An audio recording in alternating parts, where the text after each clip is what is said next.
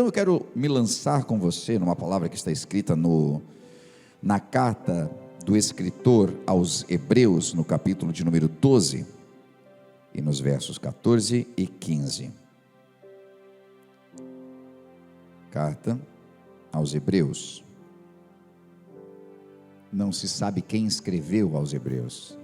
Alguns dizem que é Paulo, outros dizem que está muito diferente o formato da linguagem, que não foi Paulo, mas é uma carta eloquente, pode ter sido Apolo, pode ser sido, não importa quem foi, mas é uma carta inspirada, bíblica, está no cânon bíblico, e ela nos orienta muito. Então vamos ler o que o escritor, seja ele Paulo, seja Apolo, seja Pedro, o que nos deixou escrito. E diz assim: segui a paz com todos e a santificação, sem a qual ninguém verá o Senhor, atentando diligentemente, ou tendo cuidado de que ninguém se prive da graça de Deus, e de que nenhuma raiz de amargura brotando vos perturbe, e por ela muitos se contaminem.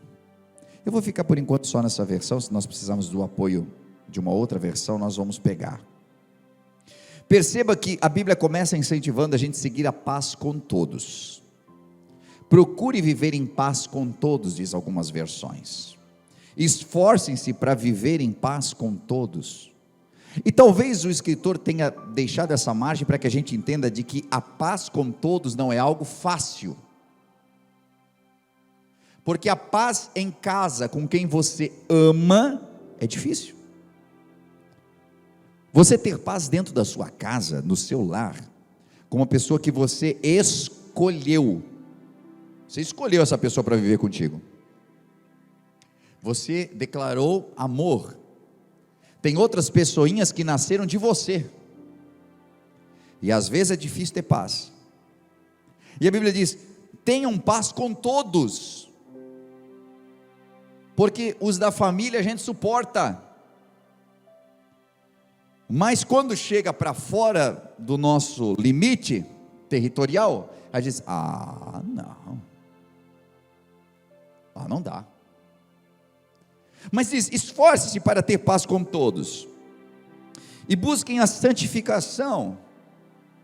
E aí ele é muito taxativo, porque ele não diz assim: porque daí vocês não vão ser abençoados, tá? Não tem nada disso. Ele simplesmente diz assim: sigam a paz com todos e a santificação, porque sem ela ninguém verá a Deus. Ponto. É só isso. Eu não tenho paz com ninguém, que é isso, que é aquilo, e blá blá blá. Não verá a Deus. Não está no processo de santificação. Eu tenho lá os meus pecados de estimação, eu gosto de ser do jeito que eu sou, é aquela coisa toda. Se o teu jeito de ser não é um jeito de ser segundo a palavra de Deus, a Bíblia é taxativa: não verá a Deus. E isso aqui é muito determinante. E aí ele vai explicar um pouquinho mais a respeito desse não ver a Deus. Então ele diz, que nós temos que ter atenção, e para que ninguém se exclua da graça de Deus. Eu estou explicando os versículos porque ele é muito importante da gente ter uma amplitude dele.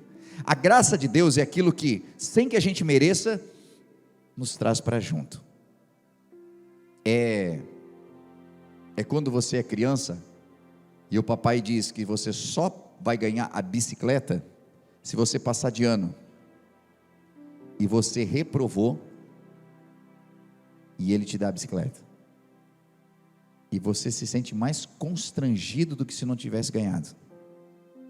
Daí tu olha e diz assim: não, eu não passei, eu não mereço. E o pai olha para você e diz: eu sei que não, mas ainda assim eu quero te dar. Isso é a graça de Deus.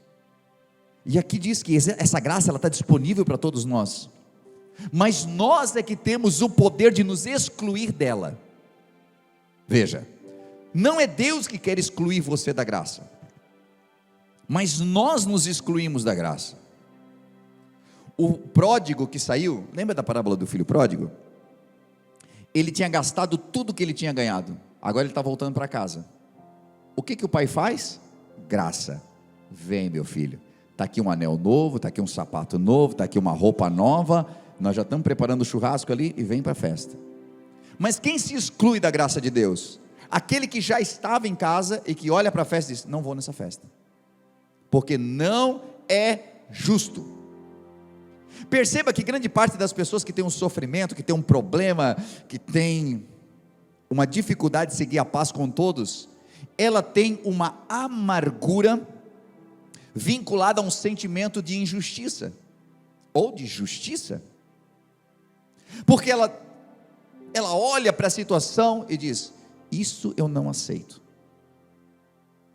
E aqui, a palavra graça está aqui para dizer que tem algumas coisas que nós não entendemos, porque é difícil, e a Bíblia até fala de alguns, em alguma parábola, de que alguém chamou pessoas para trabalhar, e alguém veio bem pela manhã e começou a trabalhar, e ele disse assim: olha, vou acertar um salário contigo aqui, tá? Vou te dar R$100 pelo dia de trabalho. R$100, você aceita? Aceito. E aí tinha muito trabalho, meio-dia ele chamou mais uma galera, acertou o preço com eles. Quando faltava 1 hora para acabar, ele disse: não, vamos dar um gás aqui, quem está aí sem fazer nada, vem aqui ajudar, vou acertar com vocês aqui também, mesmo valor, R$100. Opa, vamos lá, trabalhar 1 hora. Na hora do pagamento, diz a Bíblia, que ele começou a pagar por aqueles que chegaram por último. Disse assim: quanto eu acertei contigo? R$100, toma. Quem veio meio-dia já pensou: bom, se o cara deu 100 para quem trabalhou 1 hora, ele vai, né? Dá pelo menos um 200 para nós. Quanto é que eu acertei com vocês? Foi 100, então toma 100. Os caras que começaram de manhã pensaram: pô, nós, né, vamos ganhar bem mais. Tanto que quando ele pagou 100, eles reclamaram: mas a galera chegou depois e tal, trabalharam 1 hora, ganharam o mesmo tempo que nós, tá? O que o Senhor falou? Quanto eu acertei contigo? 100. Eu te paguei 100, eu estou cumprindo a minha palavra com você.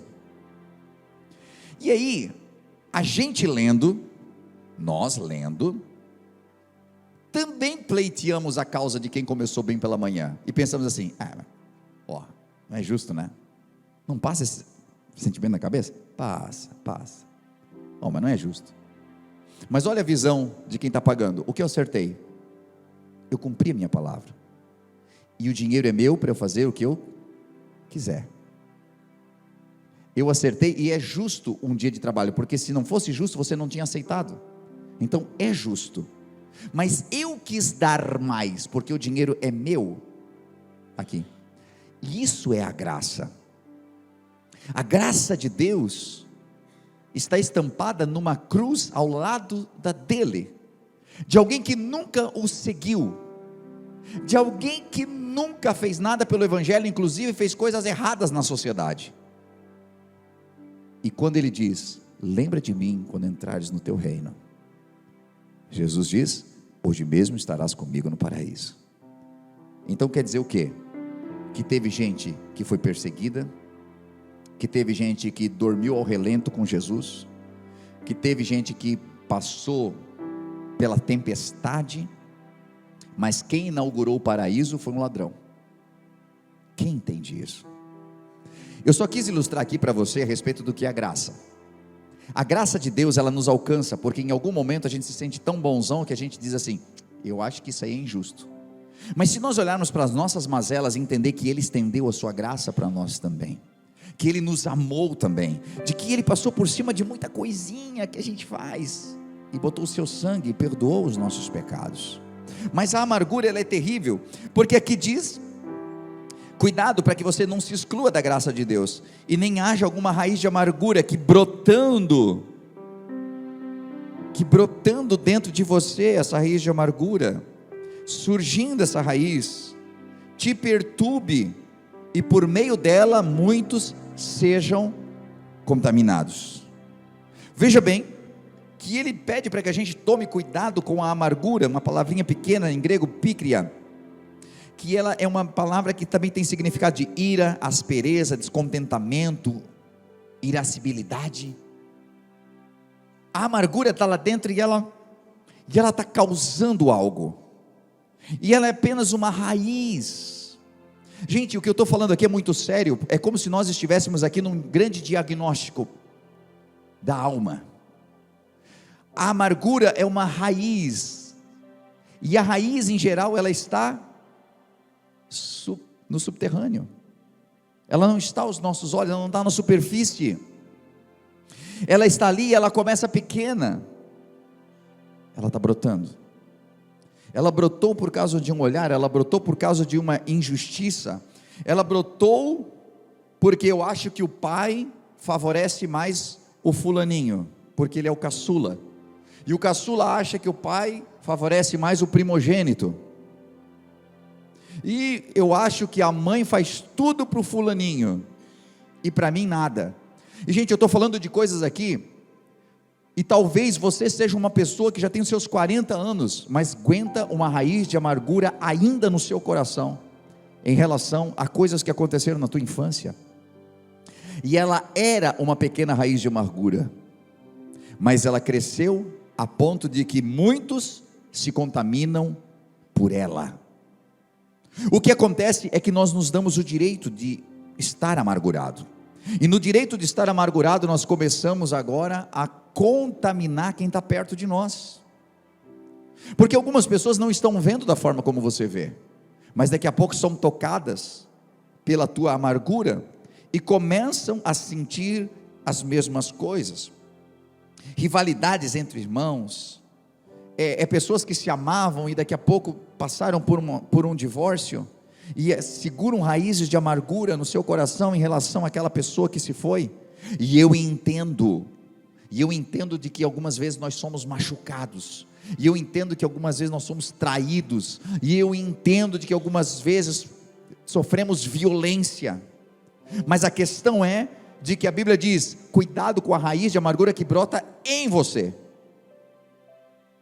porque a pessoa vem, faz o que quer na sua vida, vai embora, e a raiz fica em ti, e quem se priva da graça de Deus é você, quem não consegue receber a graça, quem não consegue viver na graça, é quem está amargurado, é quem se permite ficar com todo o lixo que foi depositado, é esta pessoa. Às vezes a amargura vem do trabalho, empregados com ressentimento uns com os outros, ou até mesmo com superiores, inveja entre da mesma classe, ou empresários, amargura porque eu achei que eu seria promovido, e quem foi fulano, e aí fulano sempre foi meu amigo, era uma bênção, mas ele foi promovido no meu lugar, agora ele é meu inimigo. Por quê? Tu entendes de que às vezes nós somos acometidos de algumas coisas que nós não sabemos explicar, mas a amargura está ali, e ela te priva de evoluir, de crescer, de avançar, e às vezes nós contaminamos as pessoas, enquanto outros estão inocentes naquele processo todo. A pessoa foi promovida, trabalhou para aquilo, e você também trabalhou, mas a decisão de alguém colocou vocês em lados opostos, e não pode. Nós temos que ter maturidade para isso, e por mais que a dor seja violenta no peito, nós precisamos administrar, porque quem está se privando da graça de Deus é você, e essa raiz de amargura, ela contamina outros, ela me exclui da graça, e isso faz com que eu não me santifique, e então eu deixo de ver a Deus.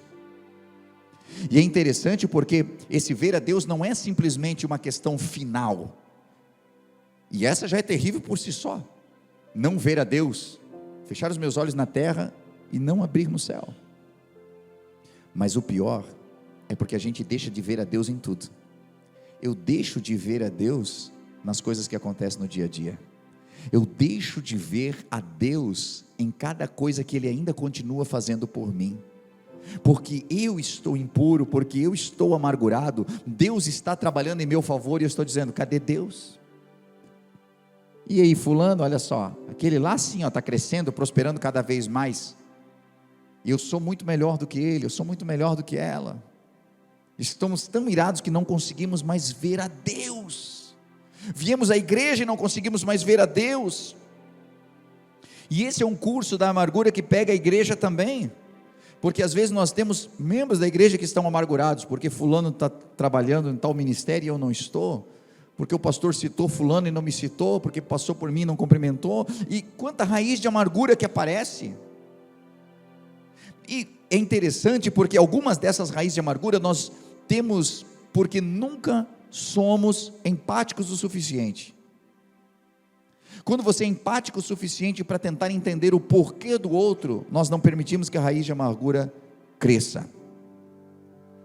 Poxa, passou por mim, fez que nem viu, hein?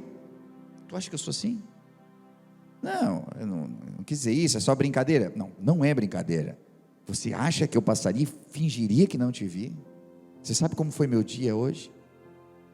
Você sabe tudo que eu enfrentei hoje? Você sabe quanto eu chorei essa madrugada? Como você se sentiria se alguém respondesse assim para você? Nossa cara cairia no chão, né? Mas grande parte das pessoas estão vivendo isso. Grande parte das pessoas passam pela gente e não nos veem, porque de verdade elas estão em outro lugar. Grande parte das pessoas não consegue te devolver de uma maneira melhor, porque ela nunca recebeu nada melhor na vida.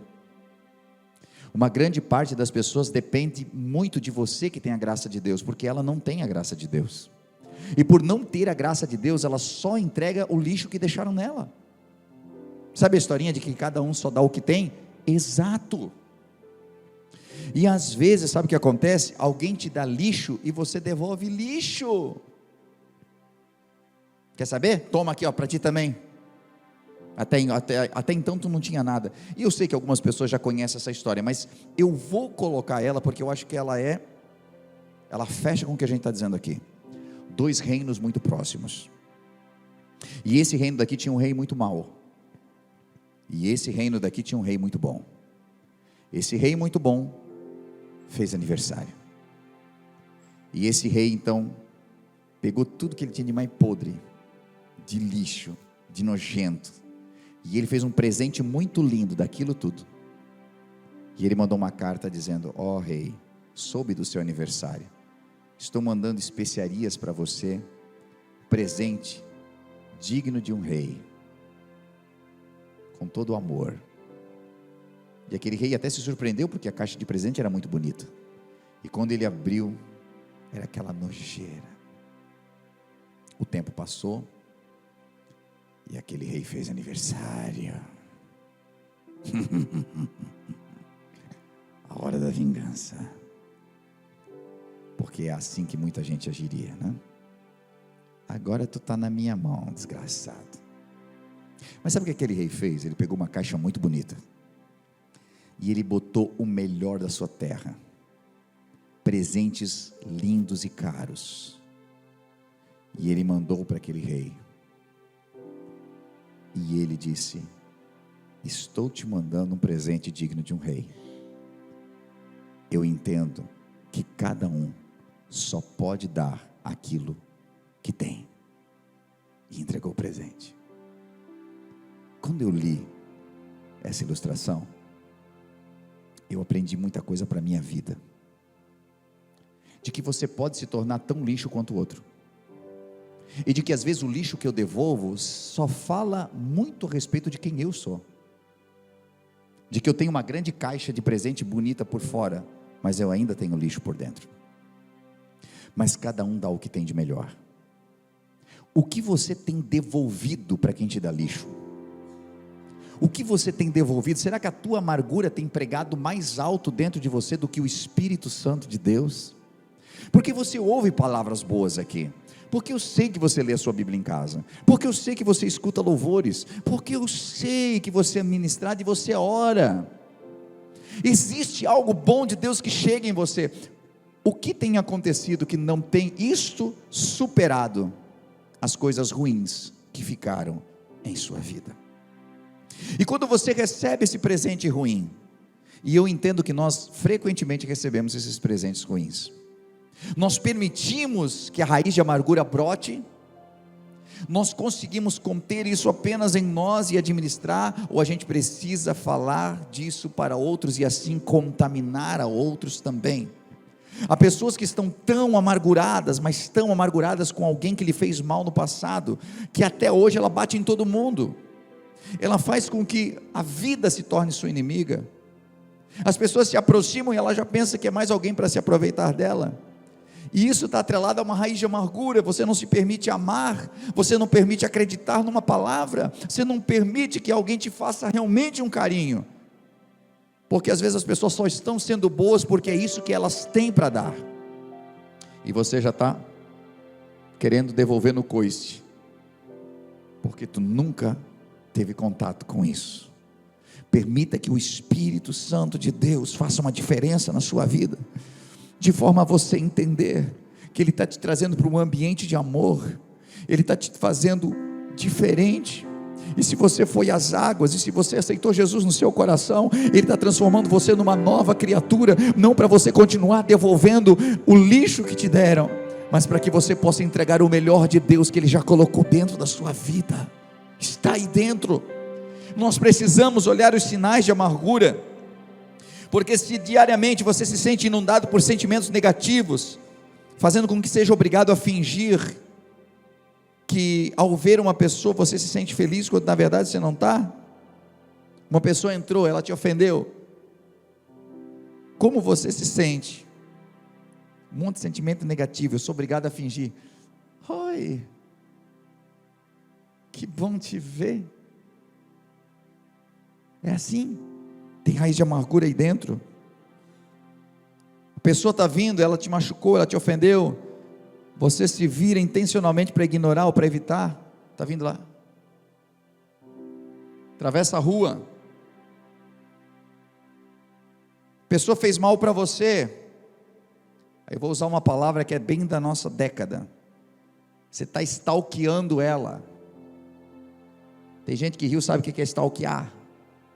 Vem de stalker, né? A palavra quer dizer o quê? Você está meio que perseguindo a pessoa sem que ela te veja.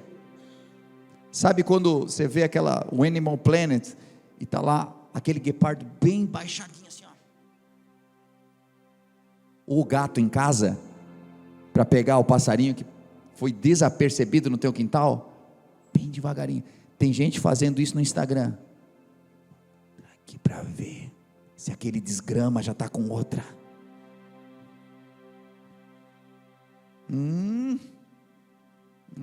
Aí ó, deixou de mim, agora pegou eu. Tá mais gordinho que eu estou melhor. Aí ó, esse aí é mais velho. Procurando alguma coisa para desfazer o outro, para saber como a pessoa está, para ver se já está se quebrando na vida. Se ressente com qualquer notícia de sucesso, qualquer relatório positivo a respeito do outro, já fica. Deseja secretamente que sofra fracassos ou infortúnio, ou até coisa pior. É uma notícia ruim a respeito da pessoa, estou lá dentro. Yes. Lembra-se constantemente da pessoa. Tem ódio, não para de pensar. Você se imagina em diálogos com a pessoa e consegue no diálogo humilhá-la, colocá-la no lugar merecido dela. Queria falar isso, aquilo, e às vezes você se pega de noite brigando com a pessoa no teu pensamento. Fala a Deus. Tem a tendência de conversar com outras pessoas a respeito das falhas ou erros da pessoa que te ofendeu. Não, tu precisa ver fulano. E a gente sempre está trazendo a pessoa para a conversa. Você tem uma raiz de amargura, e precisa se libertar disso, porque o outro, se está se dando bem, se está se dando mal, está vivendo, e pode ser que tenha mais chances do que você que está com essa raiz, porque a raiz de amargura é como um câncer, que vai te corroendo, acabando com você, e que quando sai, é porque já está podre por dentro. Deixa eu caminhar aqui para a parte final. Para curar essa amargura, a gente precisa se examinar. Sabe quando a Bíblia fala em Coríntios, examine-se pois o homem a si mesmo? Ali está falando em relação à ceia do Senhor, mas isso é uma instrução ótima. E no Salmo 139 também diz: sonda-me, ó Deus, e conhece o meu coração, me prove, conhece os meus pensamentos, vê se há em mim algum caminho mau, e me guia pelo caminho certo. é uma oração sincera, é você se examinar e dizer: Senhor, há alguma coisa que eu não estou vendo? Sabe, não é aquela oração assim: ah, Senhor, se porventura eu tenho feito alguma coisa de errado, que a gente sabe que faz, mas é muito mais no sentido assim: Deus, eu estou te pedindo perdão disso, daquilo, porque, e nisso que eu ainda não consegui vencer, mas tem alguma coisa que eu não estou sentindo, e pode ser que você já orou isso, e pode ser que Deus esteja falando contigo hoje, porque essa raiz de amargura não te deixa ser feliz, não te deixa entrar no relacionamento, não te deixa viver o melhor do outro, não te deixa confiar, não te deixa ter assim, ó, sabe aquele mês inteiro que você assim: uau, isso foi top esse mês. Não, porque você está vivendo dias bons, daqui a pouco tu vê a pessoa, tu ouve da pessoa, e daí tu, olha o poder que você entregou a ela, olha o poder que você entregou ao inimigo. Você está dentro de um grupo, alguém falou alguma coisa, e tu já, calma, pode ser que esteja em você o problema. Raiz de amargura, sempre vai ter alguém dando o que tem. Agora não quer dizer que você precisa pegar do mesmo lixo e devolver. Então examine-se a você mesmo. Depois, confesse. Se confessarmos os nossos pecados, Ele é fiel e justo para perdoar os pecados e nos purificar de toda injustiça. A melhor coisa é a confissão. É quando eu digo: Deus, eu muitas vezes dobrei o joelho aqui para falar de fulano e tal, para falar de fulana. Quantas vezes eu dobrei o joelho para dizer quanta injustiça, Deus, eu quero ver essa empresa se quebrar porque o que fizeram comigo. Quantas vezes eu amaldiçoei, quantas vezes eu falei de fulano, ciclano, quantas vezes eu falei do meu irmão, da minha mãe, não sei quantas vezes, mas hoje eu quero falar de mim, Senhor. Está aqui essa raiz, eu quero que ela saia. Sou eu, Senhor, o problemático, sou eu que estou carregando isso. Fizeram, erraram comigo, isso é verdade, Senhor, e Tu sabes, mas eu falei que perdoei tantas vezes, mas continuo. Eu quero que isso saia, porque eu não consigo te ver com esse sentimento, porque Pedro te negou, Senhor, e depois Tu foi lá fazer um peixe para ele ainda, e perguntar se ele te amava. Jesus foi dar a oportunidade de Pedro dizer: eu te amo, eu falei contigo, eu não devia ter falado aquilo que eu falei, eu fiquei com medo. Jesus, a minha situação foi que eu pensei que ia morrer também, eu achei que era macho o suficiente, mas não fui. Achei que ia morrer. Quando eu vi o nível da bordoada que ele estava dando em ti, eu pensei: não aguento não, neguei mesmo, Senhor, mas eu te amo. E talvez Jesus queira nos ensinar uma coisa, que às vezes as pessoas que nos amam falham com a gente, mas elas nos amam. E para algumas pessoas perfeccionistas é difícil acreditar de que alguém que te ama erre com você, mas erra. Erra, gente. Você não vive dizendo que ama Jesus? Ou você é mentiroso? A gente ama, mas a gente erra. A gente não ora tudo quanto a gente devia orar, a gente não perdoa no nível que a gente devia perdoar, a gente não aceita algumas coisas que Ele aceitaria, que nos incentiva a aceitar, e a gente erra, e depois a gente vai para os pés de Jesus e pede perdão para Ele, e Ele precisa acreditar que a gente ainda o ama. E por que eu não faço a mesma coisa? Deixa eu dizer bem claro para ti: as pessoas que te amam vão errar contigo. Isso não quer dizer que elas não te amam, elas amam, mas são falhas, vão errar com você. E quanto antes a gente ter esse nível de humanidade, de compreender a falha do outro, mais você vai entender o que é graça, e do porquê que Ele nos perdoa, e porquê que às vezes nós cometemos erros tão grossos, e na semana que a gente cometeu aquele erro, sabe, vem uma bênção, e daí tu fica: mas eu não sou digno. Ainda essa semana que eu andei falando umas coisas que eu não devia, vendo umas coisas que eu não devia, fazendo umas coisas que não devia.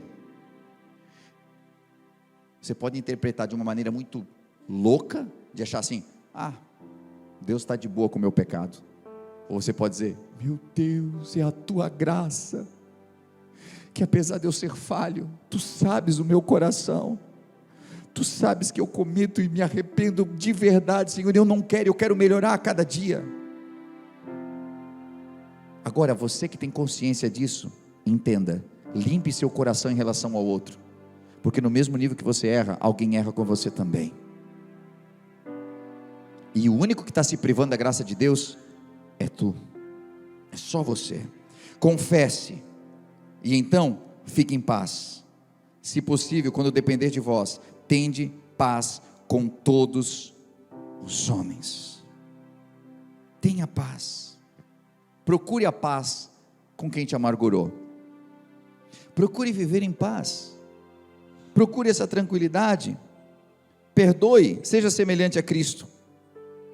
Antes, sede uns para com os outros benignos, compassivos, perdoando-vos uns aos outros, como também Deus em Cristo vos perdoou. Efésios capítulo 4, versículo 32. Jesus jamais abrigaria uma raiz de amargura, e como cristãos, nós devemos seguir o exemplo de Cristo.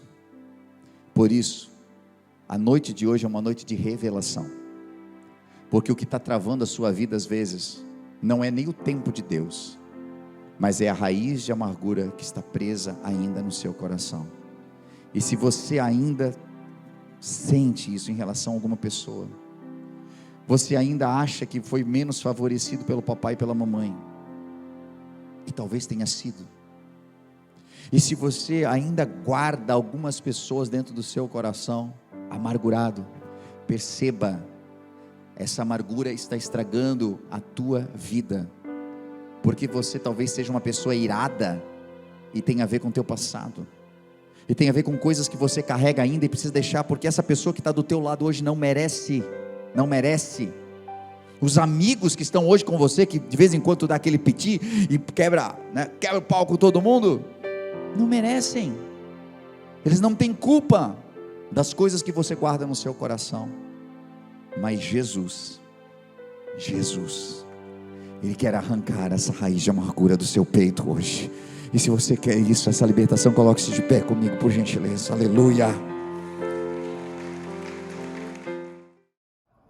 Você deve ter ouvido uma mensagem top nesse momento, acabou de vê-la, falou muito com a tua vida, e quem sabe passou no teu coração, uau, eu quero muito conhecer esse lugar, eu quero muito contribuir com essa obra. E nesse momento você pode fazer isso. Estou passando aqui para dizer de que há várias formas de nós contribuirmos na obra do Senhor. Às vezes com nossos talentos, os nossos dons, mas também com a nossa contribuição. Sabe que cada vez que você contribui, seja com teus dízimos ou tuas ofertas, você promove para que o reino de Deus se expanda.